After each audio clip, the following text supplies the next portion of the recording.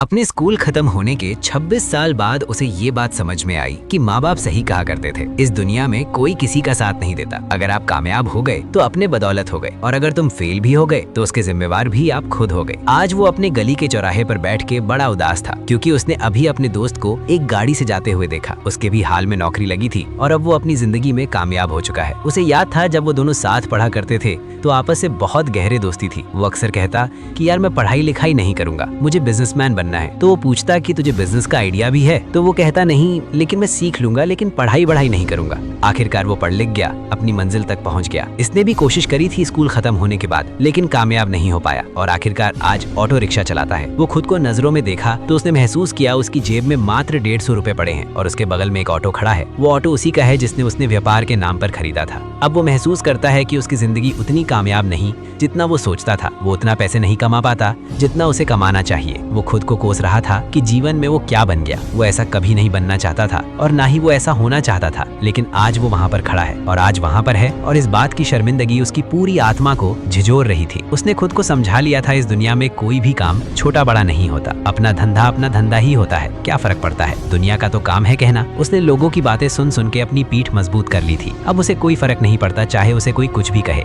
लेकिन हकीकत पता है क्या थी? हकीकत ये थी कि अब उसके पास कोई और ऑप्शन नहीं बचा। अब उसकी जिंदगी जीने का एकमात्र वही जरिया था, रोजगार। अगर वो ऑटो छोड़ के कोई और काम भी करता तो वो सिर्फ मेहनत और मजदूरी करता। देखो, हकीकत ये है कि जिंदगी संघर्ष है। समय किसी को दोबारा मौका नहीं देता। एक बार वक्त हाथ से निकल जाए तो आप जितना मर्जी हाथ मलते रहो, जितना मर्जी आंसू बहाते रहो, जितना मर्जी पछताते रहो, आप दोबारा वो समय नहीं जी सकते।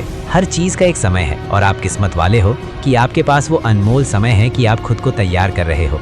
ये 13 से 25 की उम्र कच्ची मिट्टी की तरह होती है, वही मिट्टी जिसे कुम्हार बर्तन बनाता है। एक बार मिट्टी को सांचा आकार देके उसने जैसा आकार दे दिया वो वैसे ही बनते हैं। एक बार मिट्टी पकने के बाद फिर आप उसे जितनी मर्जी कोशिश कर लो, तोड़ के भिगो के, लेकिन आप उसे दोबारा कुछ नहीं बना सकते। हर दिन खुद को ये बात याद दिलाओ कि तुम्हें पढ़ना है, तुम्हें कामयाब बनना है, तुम्हें हर दिन कड़ी मेहनत करनी है और कोई दूसरा आपसे नहीं और दूसरा कोई बहाना नहीं। ना तुम बहाना बनाओगे और ना खुद को बहाना बनाने दोगे। अगर मन भटके भी तो मन को समझाओगे और मन को अपने काम में लगाओगे और किताबें खोल के बैठोगे, जबरदस्ती पढ़ोगे। जब पढ़ने का मन ना करे, जब कुछ भी समझ में ना आए, फिर भी तुम बैठे ही रहोगे, उन किताबों को निहारते रहोगे, क्योंकि थोड़ी देर बाद मन लग जाएगा। तुम इस बात को याद रखोगे कि ये समय लिमिटेड है। इतनी मेहनत करोगे कि तुम अपने आप को जिंदगी में दोबारा पछताने का मौका कभी नहीं दोगे।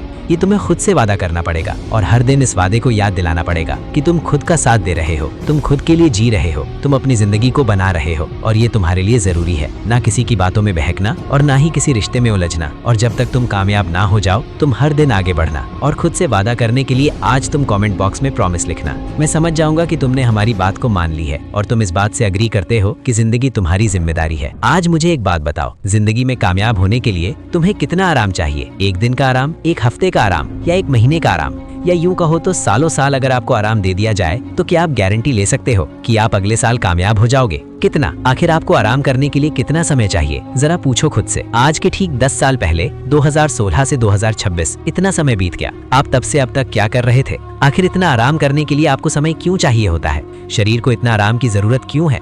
आखिर आपके शरीर में इतनी कमजोरी और इतनी सुस्ती क्यों रहती है? फुर्ती से कभी कोई काम होता क्यों नहीं है? हर काम को करने के लिए बहाने और हर जरूरी काम को टालने की आदत आखिर कब तक आपके अंदर से जाएगी? कहीं ऐसा ना हो जाए कि आप किसी आराम के चक्कर में समय धीरे धीरे करते हुए आपके हाथों से निकल जाए और आप आखिरकार उस समय के छोर पर खड़ जाओ कि जहाँ पे आपको करने के लिए समय ही न बचे। आपको कोई मौका ना मिले फिर से मेहनत करने के लिए, फिर से अपने लिए काम करने के लिए और फिर से कुछ बदलने के लिए। मुझे कुछ ज्यादा कहने की जरूरत नहीं है। आपके घर में, आपके परिवार में, आपके मोहल्ले में बहुत से ऐसे लोग हैं जिनके साथ वैसा ही हुआ है। उनको जब अपना समय मिला था तो उन्हें कुछ नहीं करा सिवाय आराम और बहाने को छोड़ के, और आज वो जिंदगी में किसी मुकाम पर नहीं पहुंचे। उन्हें भरपूर समय मिला था। आखिर उनके जीवन में भी 10 से 25 साल के बीच में बहुत समय था, उन्हें भी बहुत टाइम था, लेकिन उन्हें कुछ नहीं करा। उन्हें इन चीजों का खिलवाड़ समझा और आज वो पछताते हैं। कहीं ऐसा तो नहीं कि आपको छोड़कर सारी दुनिया मेहनत कर रही हो, जी जान से अपने सपने के पीछे पागल हुई हो। निकल के देखो शहरों में लोग किस कदर दिन रात मेहनत कर रहे हैं। कोई अपने बिजनेस को लेके, कोई अपने पढ़ाई को लेके, कोई अपने सपने को लेके, कोई अपने स्टार्टअप को आगे बढ़ाना चाहता है, किसी को नई जॉब लग रही है और कोई जॉब में प्रमोशन पाकर ऊंची पोस्ट पे जा रहा है। ये सब बातें खुद को याद दिलाओ और बताओ कि आपके पास ज्यादा समय नहीं है, बिल्कुल भी समय नहीं है। आपके पास इतना भी समय नहीं है कि आप 2 घंटा बैठकर फालतू रील को देखकर अपने समय को बर्बाद करो। हकीकत यह है कि आपके पास बहुत कम समय है और आप जितना जल्दी इस बात को समझ जाओ उतना ही बेहतर है। आराम छोड़ो, आराम करने की आदत को टालो और काम करने की आदत डालो। जिंदगी में कुछ तो इंटरेस्टिंग करो, कुछ तो सीखो, किसी चीज में तो मन लगाओ। क्या वाकई जीवन में आपके कुछ भी ऐसा नहीं जिससे आपका जीवन बदल सके और जिस काम को आप जी जान लाके कर सको? कुछ तो इंटरेस्टिंग जिंदगी में करने को होगा। आखिर दिन भर फोन में क्या ढूंढते रहते हो आप? ऐसे ही आराम करते करते देखो 2026 में भी 1 महीना बीतने को है। आपने पहले भी कुछ नहीं करा और अभी भी बहुत काम पड़ा हुआ है। अगर मैं झूठ बोल रहा हूँ तो मुझे कमेंट में बताओ कि हाँ, आपका काम पेंडिंग नहीं पड़ा, उसे आपको पूरा करना है। इसीलिए मैं कहता हूँ, मेरी बात मानो, उठो, जाओ और सबसे पहले आज अपना जरूरी काम पूरा करो। किसी ने बड़े कमाल की लाइन लिखी है, जिस इंसान के अंदर कामयाबी के लिए पागलपन नहीं, वो इंसान जिंदगी में कभी कामयाब हो ही नहीं सकता। जिस इंसान के अंदर अपने सपनों के लिए जुनून नहीं, वो अपनी मंजिल तक कभी पहुंच ही नहीं सकता। चाहे वो जितना जोर लगा ले, चाहे वो जितना कोशिश कर ले, पागलपन नहीं, जुनून नहीं, तो फिर वो सब चीजें बेकार है। वो खुद ही अच्छे से मेहनत नहीं कर पाएगा। तुम दुनिया को देखो, इतिहास को खंगालो, उन लोगों की लिस्ट निकालो जो जिंदगी में कामयाब हुए। आज जिनकी मिसाल आज दुनिया देती है, उनके अंदर पागलपन और जुनून के सिवा कुछ भी नहीं मिलेगा। वो अपने सपनों के लिए इतना पागल थे कि उन्हें कभी दूसरी चीज कुछ दिखाई दी ही नहीं, और यही चीज उन्हें महान बनाती है। और यहाँ आप मामूली इस एग्जाम के लिए डर रहे हो।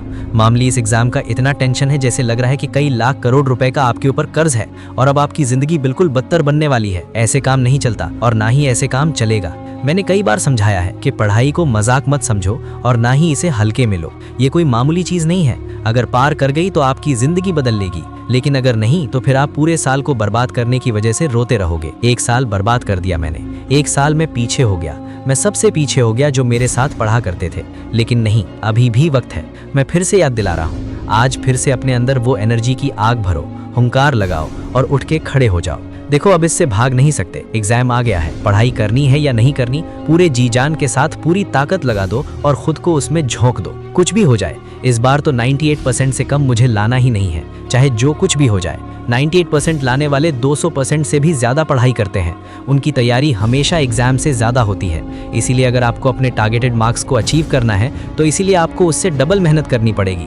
अगर डबल मेहनत करोगे तो आपको आधा मिलेगा, बाकी अब तैयारी आप देख लेना। देखो, पढ़ाई को कभी बोझ मत समझो, ये एक जिम्मेवारी है, और जो इसे बोझ समझते हैं वो ना तो कभी सही से पढ़ पाते हैं और ना ही कभी अच्छे मार्क्स ला पाते हैं। पढ़ाई को अपनी जिम्मेदारी के साथ समझो और किताब को खोल के पढ़ो। अब मेरी बात को ध्यान से सुनो। एक डायरी उठाओ या एक रफ पेन, उसके पीछे अपने सेशंस बनाओ। उसमें तुम लिखो कि जब भी तुम पढ़ाई करके उठोगे या जब भी तुम्हें रहेगी मेरी पढ़ाई पूरी हो चुकी है, तुम्हें उसकी समरी लिखनी है। तुम्हें ये लिखना है कि आज तुमने क्या पढ़ा, तुमने क्या सीखा, या यूं कहूँ तो आज तुमने क्या याद किया।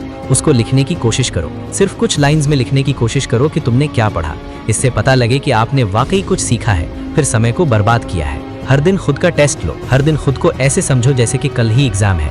बस अब एग्जाम की तैयारी मुझे करनी है और मेरे पास टाइम नहीं है। क्या हो गया है तुम्हें क्या हो गया है? इस उम्र में इतनी थकावट, इस उम्र में इतनी चिंता, पढ़ने का बिल्कुल मन नहीं कर रहा। जब पढ़ने बैठो तब मन किसी और काम में बार बार भाग जा रहा है। खुद की जिंदगी में खुद का कोई काबू ही नहीं है। कुछ भी हो रहा है, कैसे भी हो रहा है, कब सुबह हुई कब शाम हो जा रही है, पता ही नहीं लग रहा। जिंदगी ऐसे नहीं चलती और ना ही जिंदगी ऐसे चलेगी। पढ़ने बैठे हो तो पढ़ाई में मन बिल्कुल लगता ही नहीं है। कितना भी कोशिश कर लो, कितना भी समझा लो, लेकिन मन पढ़ाई में बिल्कुल नहीं लगता। आखिर मन लगता कहाँ है? तुम्हें ये बात खुद से पूछनी पड़ेगी। मन कहाँ लग रहा है? किन चीजों में मन लग रहा है? और मन भाग कहाँ रहा है? फोन में, सोशल मीडिया में, या फालतू चीजों में? मन कहाँ लग रहा है, इस बात का जवाब ढूंढो और फिर मन को समझाओ कि मन, तुम्हारे लिए कुछ और है जो बहुत जरूरी है, और वो इतना जरूरी है कि अगर वो नहीं हुआ तो फिर तुम्हें पछताना पड़ेगा, और फिर उस टाइम पे पछताने के सिवा तुम्हारे हाथ कुछ नहीं लगेगा। बैठ कर रोते रह जाओगे और फिर यकीनन वक्त हाथ से निकल चुका होगा।